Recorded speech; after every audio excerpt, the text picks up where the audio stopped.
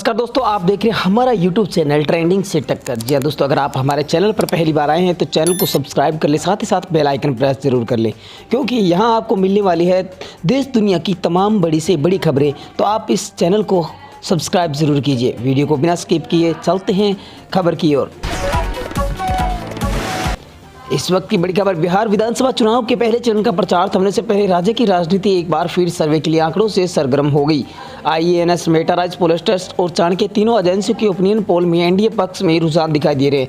सर्वे का नतीजा बता रहा है कि बिहार का मतदाता फिलहाल प्रयोग के मूड में नहीं है। बिहार के वोटर मुख्यमंत्री नीतीश कुमार की स्थिरता, पीएम मोदी की लोकप्रियता और एनडीए के जमीनी पकड़ को एक सुरक्षित विकल्प के रूप में देख रहे हैं। विपक्ष के पास बेरोजगारी, स्वास्थ्य, शिक्षा और पलायन जैसे बड़े मुद्दे हैं, लेकिन वोटों को एक दिशा में मोड़ने के लिए संगठनात्मक एकजुटता भी अब भी कमजोर साबित हो रही है। आइए अब आंकड़ों पर नजर डालते हैं। सर्वे के आंकड़ों के अनुसार आईएनएस मेटाराइज के मुताबिक एनडीए को 153 से 164 सीटें मिल सकती है, जबकि इंडिया गठबंधन को 76 से 153 से 164 सीटें मिल सकती है, जबकि इंडिया गठबंधन को 76 से 87 सीटें तक सीमित किया गया है। पोलस्ट्रेट का अनुमान थोड़ा बैलेंस्ड है। एनडीए 133 और 143 और महागठबंधन 93 से 102 सीटों पर बढ़त दिखाई दी है। वहीं चाणक्य ने एनडीए को 128 से 134 सीटें और विपक्षी गठबंधन को 102 से 108 सीटों तक का अनुमान दिया है। हालांकि तीन सर्वे इस बात पर लगभग सहमत है कि बीकानेर में सत्ता पलट गई।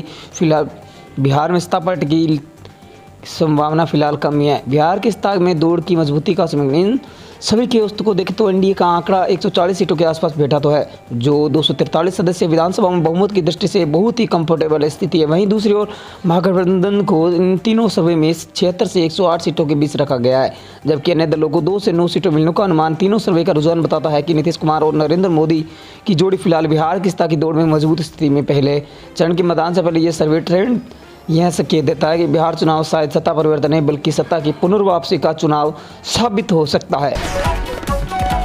चलिए बात करते हैं अगली बड़ी खबर के बारे में। यूपी के आगरा रेलवे स्टेशन कैंट से एक हैरान कर देने वाला मामला सामने आया है, जहां सेना का एक जवान हर रोज वर्दी पहनकर रेलवे स्टेशन पर आता था। वह आगरा में ही किराए के मकान में रहता था। जब एक रोजमर्रा प्लेटफॉर्म पर उसे जीआरपी पुलिस के अधिकारियों ने रोका तो ठसक से उसने कहा कि मैं फौजी हूँ और ये मेरा आईडी कार्ड है। मगर फिर जो खुलासा हुआ वह जानकर हर किसी के होश उड़ गई।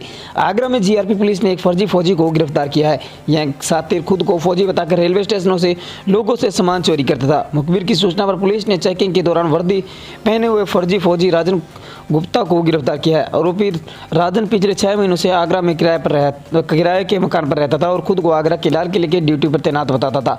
दरअसल आगरा कैंट जीआरपी पुलिस को सूचना मिली थी कि फौजी के द्वारा सामान चोरी किया गया, जिसके बाद चेकिंग शुरू कर दी गई। चेकिंग के दौरान फौजी राजन गुप्ता को पुलिस ने गिरफ्तार कर लिया और कड़ाई से पूछताछ की। तो पूछताछ के दौरान राजन गुप्ता ने बताया कि वह अमेठी जिले का रहने वाला है। उसने अग्निवीर की परीक्षा दी थी लेकिन सिलेक्ट नहीं हुआ, जिसके बाद उसने अपना आर्मी का फर्जी प्रमाण पत्र और आईडी कार्ड बनवाया और फिर फौजी की ड्रेस पहनकर ट्रेन और रेलवे स्टेशन पर चोरी करता था। यह सातिर पिछले 6 महीनों से घर के किराए के घर में रह रहा था और खुद की ड्यूटी आगरा के लाल किले बताता था। पुलिस पूछताछ में इस साथी ने बताया कि फौजी नहीं बन पाए, लेकिन फौजी की आड़ में वह चोरी करता था। फौजी की ड्रेस पहनकर रेलवे स्टेशन पर जाता और रेलवे कर्मचारियों को फर्जी आईडी दिखाकर दबाव बनाता, जिसके बाद वह ट्रेन और रेलवे स्टेशन पर चोरी की घटनाओं को अंजाम देता था। इस साथी के पास से पुलिस के फौजी की वर्दी, debit card, 4 pen drive, driving licence बरामद किया गया और साथी राजन गुप्ता के खिलाफ कानूनी कार्रवाई करके जेल भेज दिया गया।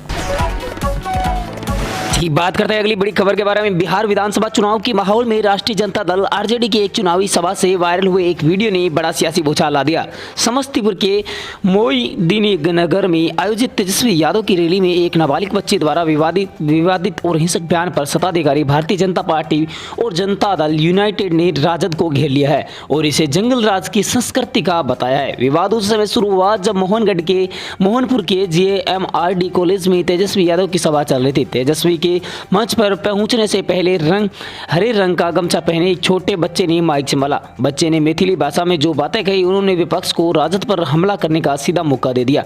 बच्चे ने स्टेज से गाना गाया जिसके बोल थे कि लाठिया ले घूमछी थे कछई छे गवार गे बंदई सीएम तेजस्वी भैया के थे कटा लेके घूमबहू ने थे कहीं कन रंगदार गे। हिंदी में इसका अर्थ है कि अगर हम लाठी लेकर घूमते हैं तो लोग हमें गवार कहते हैं, लेकिन तेजस्वी भैया को मुख्यमंत्री बनने दो, फिर हम कट्टा लेकर घूमेंगे तो लोग हमें रंगदार कहेंगे। बच्चे ने यह भी जोड़ा कि हमर चलावल गोली तेजस्वी भैया के बोलल बोली कहिए ना खाली जाए छे, हमारी चलाएगी गोली और तेजस्वी भैया की कहेगी बात कभी खाली नहीं जाती।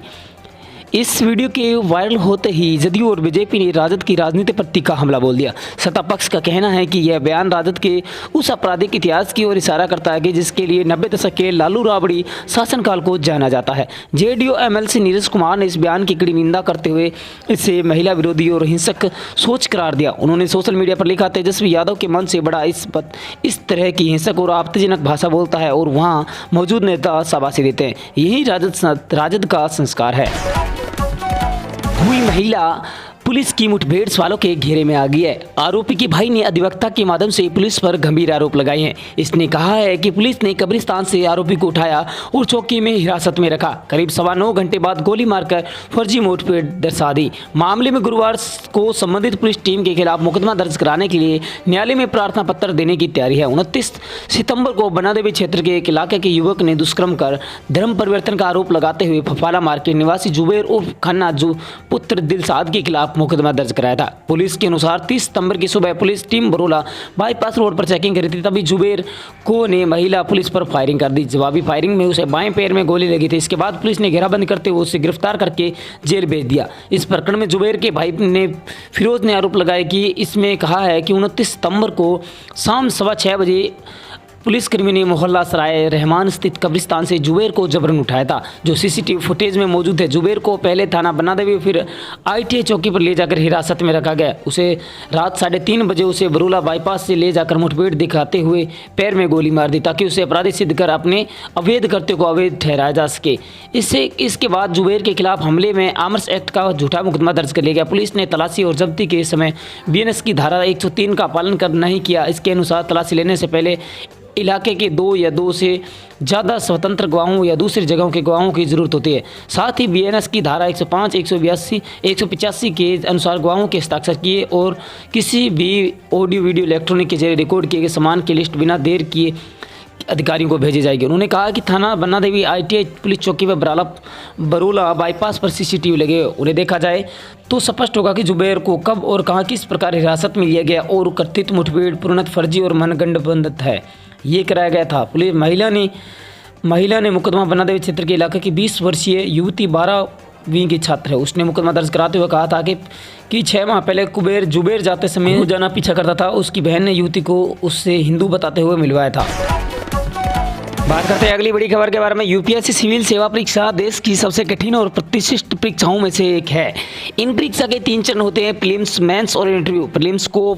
मेंस को पास करने के बाद उम्मीदवारों के सामने सबसे चुनौतीपूर्ण राउंड इंटरव्यू आता है, जिसे पर्सनैलिटी टेस्ट कहा जाता है।